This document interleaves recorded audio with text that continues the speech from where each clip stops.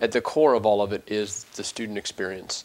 You know, what educational components do we want students to get outside the classroom? Our judicial process is really focused on that education and not punitive sanctioning. You know, it's never been our goal to, here's a fine and here's some kind of punitive sanction. What we want to do is make the sanctioning process educational, so when you look back at, and when you're 26 or 28 or 30, you think, wow, that really made a difference that I had to go to the personal growth group and talk about my behaviors with alcohol or substances.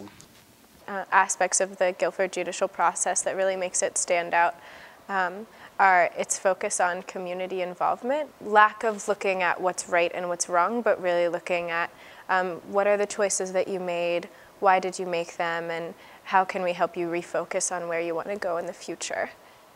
The sort of the cutting edge of higher education and adjudication or judicial systems now, I really think, is restorative justice. Restorative justice is a process that really just focuses on the victim as well as the perpetrator, and it really takes into consideration everyone who was affected by that action.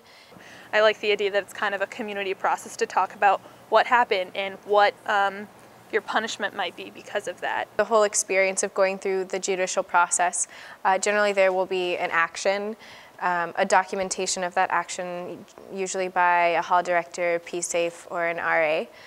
Maybe a campus life official.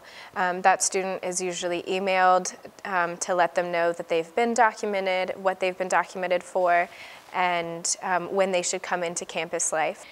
90% of the time it involves substance use. Which usually for a level 1 or level 2 violation, which are the most common ones that we get, they're going to go into a CAP process.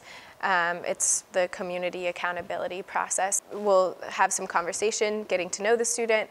The student will tell their side of the story, and then we go through a conversation process of deciding if there's a required number of community service hours, how that student maybe wants to give back to the community, and if there's a alcohol or other drug violation involved, then that student will be sent to the personal growth group. The CAP hearing folks are students, their faculty, their staff, and when you're in the room together, it's on an equal basis, and it's about the end result and the restorative process. So I think that's a real advantage that's different than a lot of places. When you just hand out a sanction, there's not a lot of intellectual work done in that way.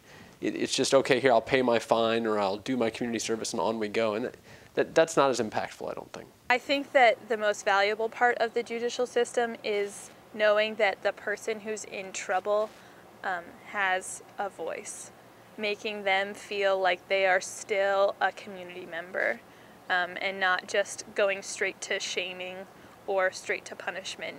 That builds a sense of community, that upholds our Quaker values. And if students aren't pushing against policy and pushing back and analyzing, then the critical thinking and the things that we talk about, that we teach here, aren't happening. Here at Guilford, as it fits our community here at Guilford, is about growing. It is about learning. It's about creating a safe space where it's safe to learn and grow. So I think we've really tried to make the judicial process fit with the ethos of Guilford.